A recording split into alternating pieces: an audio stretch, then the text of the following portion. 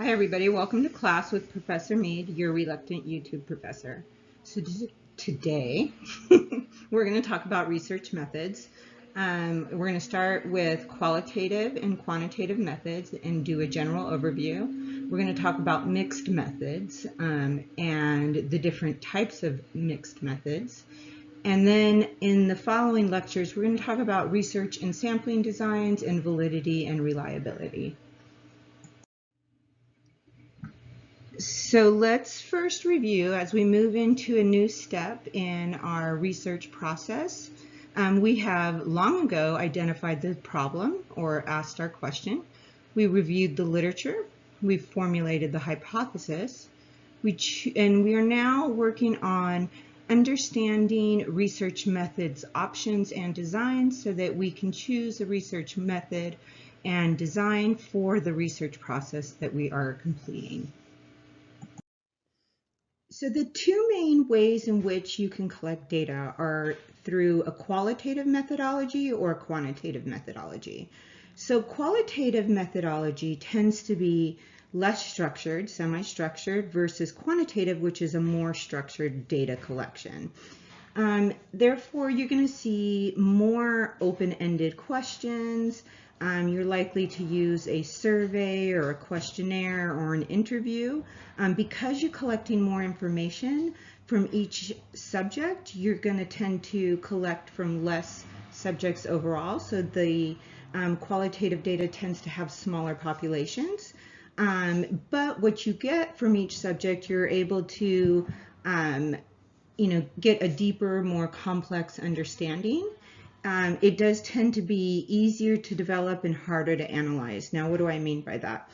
Not necessarily cognitively easier or harder, but creating open-ended qualitative questions tends to be less time-consuming, and you tend to have to test your questions less than if you were to do quantitative closed-ended questions. And you tend to be spending more time analyzing that data because it's less structured and it's all over the place, and it does take time to weed through all of the amount of information and find the structure within the unstructured responses that you would get. Now, whereas quantitative data, you tend to do more structured data collection. So you have close-ended questions. Think essay questions as opposed to, or think multiple choice questions as opposed to essay questions. So qualitative data would be your essay questions, and your quantitative data is multiple choice questions. So closed-ended, you could only have 4 responses or 2 responses or 3 responses. Because you have more structured closed-ended questions, you can collect less information from more people, which means it tends to be conducted with larger populations. You tend to have more simple, well-defined measures, which means that you're losing some of that complex, in-depth understanding.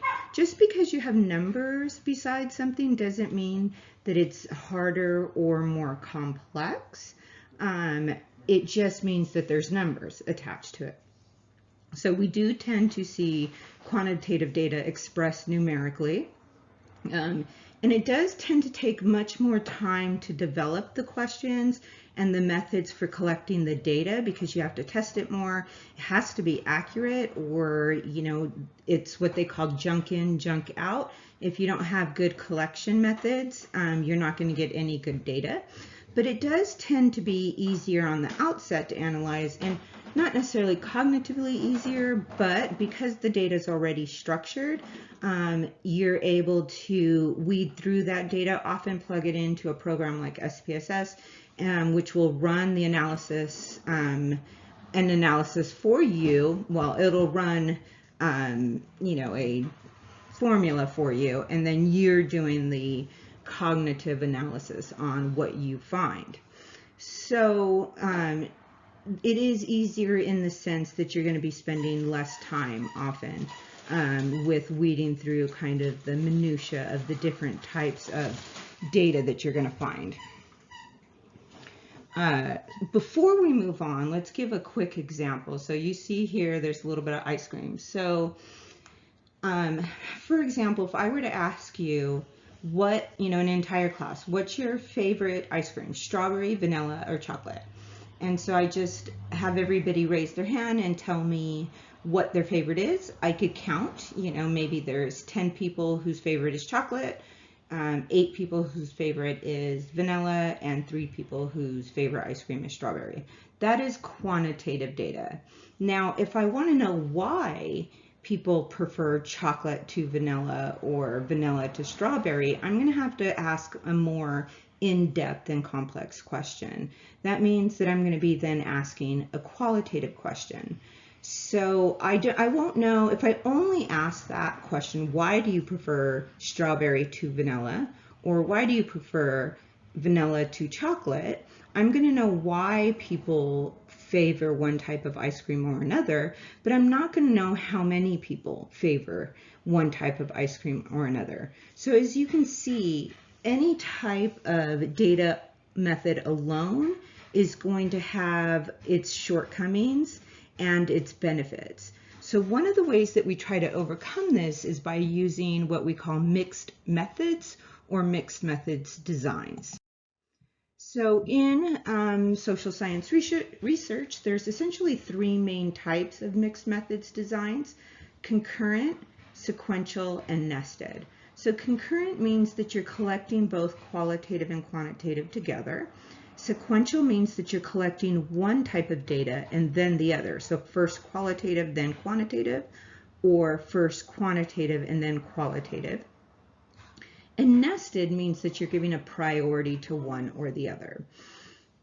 So concurrent, you're concurrently collecting 2 methods and you're cross-validating your findings. So you're using qualitative research to validate your quantitative research and vice versa. And what you're trying to do is you're trying to overcome the weaknesses of both. You're hearing my little dog Wolfgang. He's quite the talker. Sequential means that you're collecting one and then the other. So you're going to collect possibly qualitative first and then quantitative data. And then you're going to use your quantitative data, or qualitative data to analyze the one that you collected first. And to validate those findings. So you're going to use your qualitative results to explain and interpret your quantitative findings or to explore phenomenon. So usually people, when they're doing sequential, they've done a large quantitative data first, and then they're doing the qualitative data with a smaller population sample in order to add some in-depth understanding or to cross-validate for the quantitative data that they found. Now, nested, you can do either way. So you can do it concurrent nested or sequential nested.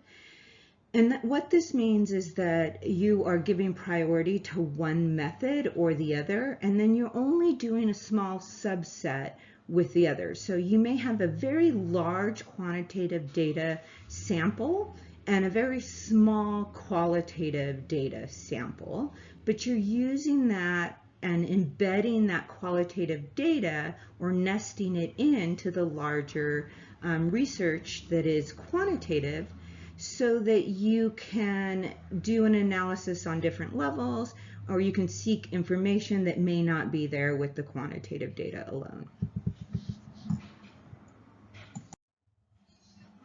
Okay, so that's a lot of information to take in, and what I generally would do if I was sitting in a classroom with you is I would ask you to turn to your neighbor or your partner and to explain to them what you just learned, right? So what's quantitative research, what's qualitative research, and what's a mixed method research? What are the types? Do you remember all the types?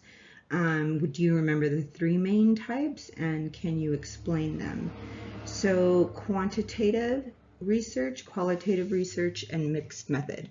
I'm going to show you something here. So back in the day, I hate saying that, but programmers, like computer programmers, they would do something called rubber ducking. So here I have this guy, he's a little rubber frog, right?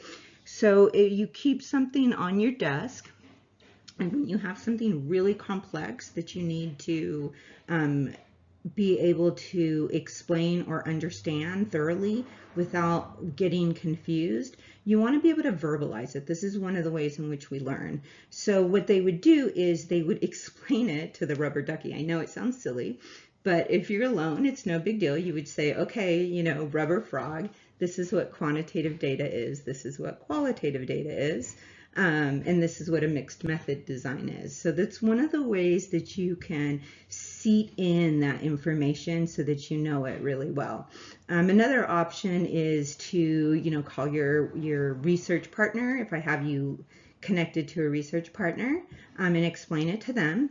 Or, you know, find somebody who is willing to listen to something like that. So somebody maybe you like to, you know, give a hard time to, like a younger sibling. Maybe your parents would be willing to listen to it. Anybody who's willing to listen to this information, as dry as it might be.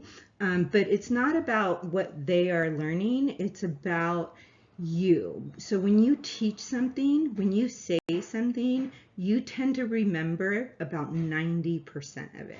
So I would highly encourage you to try rubber ducking, right? With whatever you can find. Okay, so let's talk about some more detailed concurrent and sequential designs. So under the idea of a concurrent design is something called concurrent triangulation. And sometimes you might hear somebody say mixed method design, or they simply will say triangulation, and they mean in general a mixed method design. And because they're really talking about it from this perspective of using method 1, using method 2, using both of those methods to confirm the result, right? So concurrent triangulation simply means two methods used to cross-validate each other, and you are collecting the data at the same time. So if you were doing interviews, you would collect both the qualitative and the quantitative data from the same subject at the same time. And the purpose is again the same, to overcome the weaknesses of one of those methods alone. However, there's another type. It's called concurrent transformative. So this is when you might have heard in like an intro sociology class, start with theory, end with theory. And so this is kind of where we're going with this, right? So you start from that theoretical perspective. You might start with a particular theory, and then the way that you collect your data is reflected in the fact that you had already started with the idea and creating the question from a particular theory. So you think about, okay, what methods are going to be the most appropriate for testing this theory?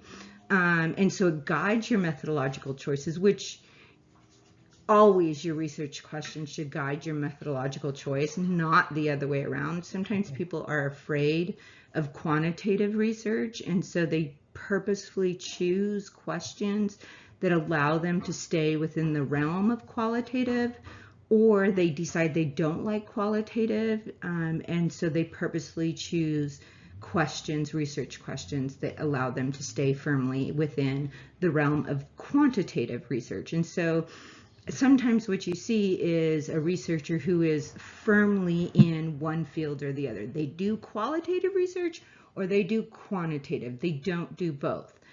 But a researcher should feel comfortable with both. And so that just takes practice and, you know, being exposed to both different types of research. But concurrent transformative, you start with your theory. It's reflected in your question. It guides your methodological choices, and then the data that you collect is used then again to evaluate and analyze the theory. So what you're doing is you're transforming, shifting, adjusting, learning, modifying that theory, right? So you start with the theory, you collect data, you build on that theory. That theory changes with the research and as data is collected. So if somebody says this particular theory has stood the test of time, that means that people have done research with that particular theory in mind, and the data actually supported or added to that body of knowledge, to that theory. The theory is what you could call a blueprint for understanding a particular complex question, research question, or complex social situation, right? So theories, if you think about it, they essentially are like an engineer's blueprint to a society or to complex problems within societies. So for a theory to stand the test of time, you need to actually take data from that society and test that theory. If it is a valid theory, it will change and transform and become more developed as data is added to the body of knowledge, but it will not be debunked or pushed down or found to be invalid in its logical or critical thinking. I thought I could go back and show you guys, but so both sequential and concurrent transformative are connected to theoretical. So transformative research is connected to starting with theory and ending with theory. Okay, so next on our list is going to be research approaches, and I will see you soon. Have a great day.